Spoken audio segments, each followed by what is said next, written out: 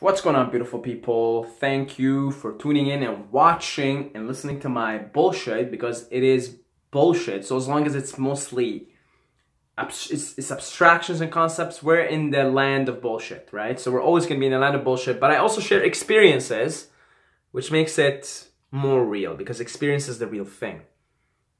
Now, I'm going to get matrixy on you guys. I'm going to get a little bit cliche here, right? We're gonna talk about taking the red pill and the blue pill and all of that. So for you guys, most of you watching this video or found this channel interested in the topics that I talk about, you must have seen The Matrix, you know? I'd say probably 90% of you guys watching have seen The Matrix. If you haven't, you at least probably heard of like the whole analogy of taking the red pill to wake up and taking the blue pill to sleep, right? To just kind of stay asleep in this dream and now wake up within the dream, right? And so like it's just like in the movie, right? When Neo goes to Morpheus and then Morpheus tells him, you know, the Matrix is all around us. It blinds you, it's a prison for your mind, blinds you from the truth. And here are two pills. You want to take the blue pill, you take it.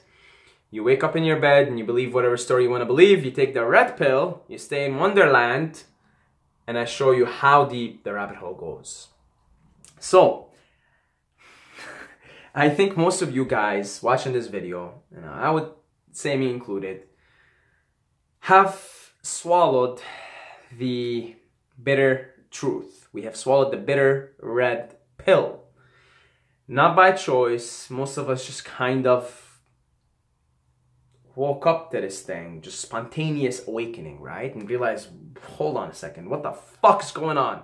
What the fuck's going on here? And yeah, and you realize, holy shit, the rabbit hole goes very deep. Now, Morpheus offers Neo the truth, but I don't know exactly how.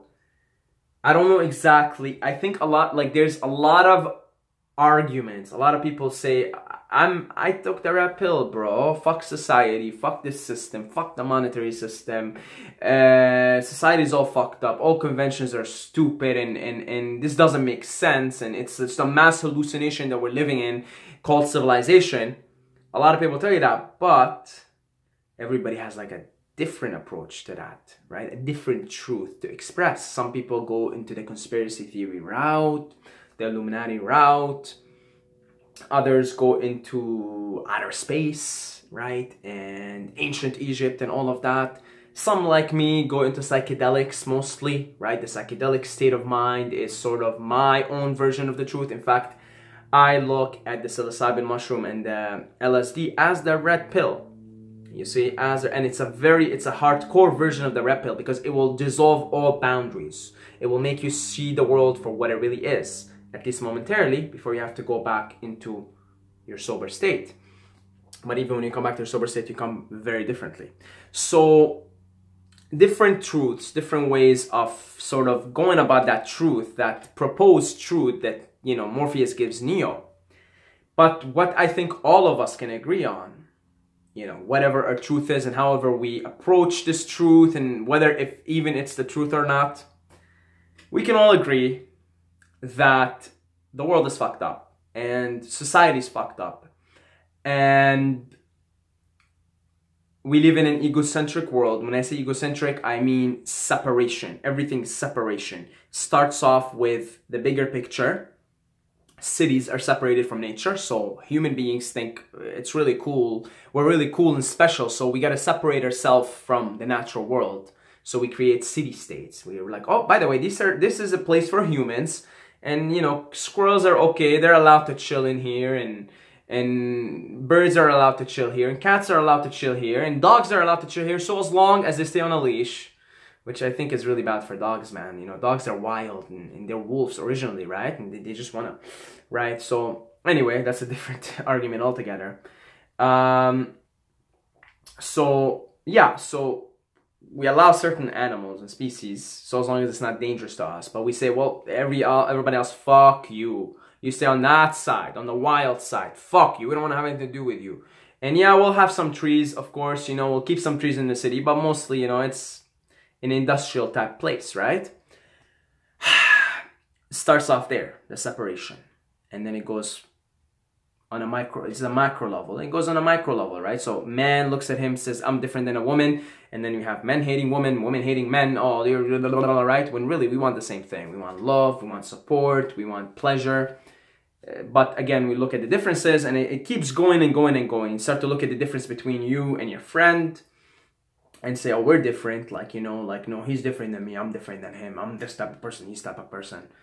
And we keep looking at differences. Oh, I'm Middle Eastern, I'm Indian, I'm white, I'm black, all of these things, right? All these separations.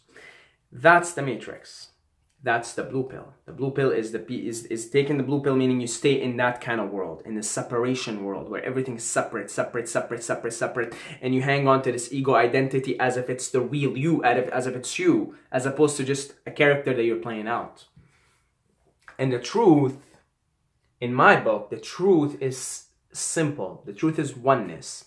The truth is we're all one. The truth is we're all one consciousness experiencing itself subjectively.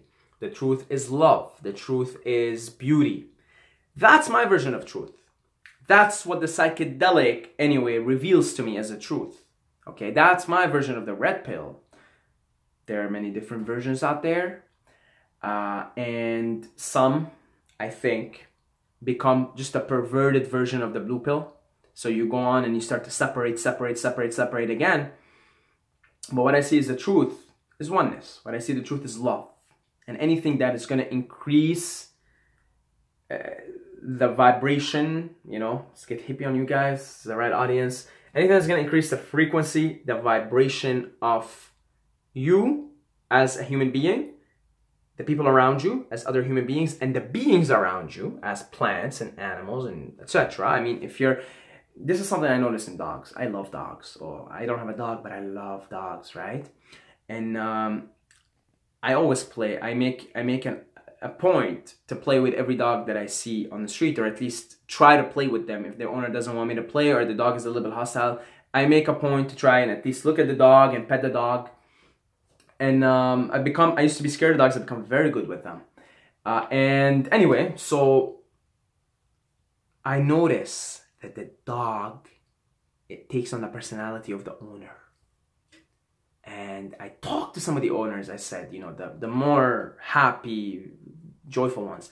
I tell them, hey, by the way, I noticed that when the owner is grumpy, the dog is grumpy. And I noticed when the owner is happy, the dog is happy. And they told me, yeah, for sure. Like to them, it was a no-brainer. I was like, oh, thank you, Captain Obvious. To them, that was a no-brainer. I think maybe, you know, in the dog world, you know, people who have dogs, it's a community, right?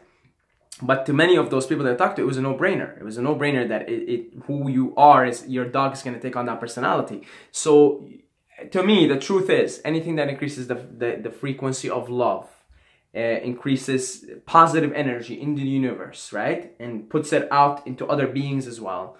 To me, that's getting closer to the truth. That's getting closer to oneness. Because when we reach that unity, you know, that unity, oneness, that's, you know, and you have these moments when you orgasm, you have these moments when you're dancing in a trance state. You know, like the Sufis, they do like they're dancing in circles, and they lose their minds and they lose everything. They become one. You have access to that on psychedelic experience. You have access to that on meditation. That oneness, that wholeness feels good. It feels like love. It feels home again. And that's the truth to me. That's that version of the red pill for me. Now, once you realize that this is the truth, and then you look at the world around you, most of us live in this world. You know, we're not living in some kind of fucking wilderness, living off the land. If I could do it, I would love to, but I've grown up in a pussified society. Like, I don't know how to fucking grow food. You know, most of us, we go into the wilderness, we won't make it. We won't make it unless we're with people who know what they're doing. We won't make it, man. We're domesticated animals. So, I can't do that. So most of us live in the society. We grew up in it. And so to realize the oneness, the truth, that there's love is the truth, and to look around you and see the mess that the planet is in, the mess that humanity is in, the way people treat each other, and you're like, oh, fuck. It can bring you fucking, I mean, what does Neo tell Morpheus, or Morpheus tell Neo? Tells him, all I'm offering is the truth. I'm not offering you bliss. I'm not offering you happiness. I'm not offering you an escape. I'm not offering you a better way of being. I'm just offering you, this is what it is, right? So the challenge is to take that red pill, swallow that red pill of truth, which is oneness and love. And the challenge is like, oh, fuck, I'm in this matrix. I'm in this fucking matrix. It's all around me, and it's full of negativity, and it's a prison for the mind. It's a head game. It's not rooted in direct experience. It's not rooted in the moment. Okay. Now that can bring you feelings of despair. And I think that's where a lot of these people go on tangents, right? With like excessive conspiracy theories and all of that, which a lot of these people are right, man. Like, that's what hurts. They're right. But it's like, you can see it, they're suffering because they're so now attached to that version of the world. And now they're sort of calling out the bullshit, calling out the Illuminati, this and that. They're calling it out. And it's true, and it's right in front of you. But they don't realize that by clinging on to it, they're creating more of it, right? And so I feel for them, because it's like, yeah, it's a fucked up world. There's a lot of shit to be frustrated over, to be angry over, to be resentful over. But I think the more reasonable thing to do is to say, well, okay, this is fucked up. I find myself in this present moment here. I find myself amongst not too many people aware of the mess that is society. And I've seen the power, what one person can do in history. I mean, you see, like, you have charismatic people. Hitler, one of them, right? You see what Hitler has done in history. He's changed the course of history altogether. One charismatic person, very charismatic. He's a charismatic leader who used very dark ideas to convince a large number of people to do something. And you look at yourself now and you say, well, I could be that person in a positive way. You look at yourself and you say, well, I could be that one charismatic person. I could be that person that changes the world on a mass scale. I could be, and if not, I will try to act and be an influential part, an influential aspect of creating positive change in the world. I think that's the more reasonable thing to do once you've swallowed the bitter red pill. You get the initial sickness, the initial bitterness, right? Of, well, this is the truth, and this is where I'm living. And there is a huge contrast, 180-degree difference between the truth and what I'm living in right now. Well, what can I do about it? Can I continue to whine and complain like I do in these videos, okay? Or can I maybe look that even one person can have a tremendous change on the course of history, and why not you? Why not me? Why not all of us together? Hitler was that person, and he did it in a very dark way. Napoleon was that person, and he did it in a dark way as well. Then you have Gandhi, and he steered the world into a positive way, right? I mean, his legacy still lives on. Martin Luther King. And you tell yourself, well, okay, Neo, the chosen one, now let's flare up my ego and your ego for a little bit. Let's flare it up and say, you're the chosen one, I'm the chosen one. But think of it like this. We could be the chosen one for our community, for our neighborhood, you know, whatever the fuck, right? Don't think of it too much of an ego trip here and think you're Jesus. But maybe we're all Jesuses combined, right? All of us combined, we're Jesus. And so if you know what I'm talking about, you're watching this video, then you are some kind of a Neo in your own community, in your own neighborhood. And one person can be very influential. If you can really work on yourself, increase your energy, increase your vibration, and vibe higher, and put it out there boldly, bravely, courageously, and unapologetically, and you can become very influential. Okay, you can become very influential. I look at people like Joe Rogan. He's got an audience of, you know, what, 10 million people? More, I think more, in the millions, right? Millions, like over 10 million. And he's very influential, and he's doing a positive thing, right? He's doing it in a positive way. And the guy he's like in his 50 now, right? He's been working on this shit since he was in 20s. And I look at myself and I say, Saeed, you got a lot of fucking energy. You're managing to get a lot of charisma and influence out of yourself. There's a lot of force in here. Well, you keep doing it for the next 20, 30, 40 years. And you could be a very influential person. For the positive, hopefully, right? Unless there's a twist to this movie and storyline and I get possessed by demons, you know, and the dark side, right? I become like Anakin in Star Wars. I become Darth Vader. I mean, you never know. I mean, that, you know, Anakin was the good guy. He was a good guy in the beginning, and then he got possessed. He got kidnapped by the dark forces. So who knows? Maybe I am ultimately an agent for the dark forces, and maybe I will gain so much influence throughout my life, and then I will become a Darth Vader. But hopefully that doesn't happen. Hopefully, you know, but that's just, again, one person. If every single one of you guys can do the same, then like I said, we have a bunch of Jesuses now, a bunch of Neos, a bunch of the chosen ones running around, creating a new society based on the truth, which we know the truth is oneness, unity. This is a temporary thing where streams of consciousness having a temporary existence. You know, this is all just a temporary thing. And once we can create that into the mass consciousness of society, then we create the heaven on earth that we're here to create collectively. And if we don't create it, if we're not here to create heaven on earth, and we don't create that heaven on earth, we will come back and fucking suffer the consequences. In many ways, we are suffering the consequences of our ancestors right now, which were us. Past incarnations.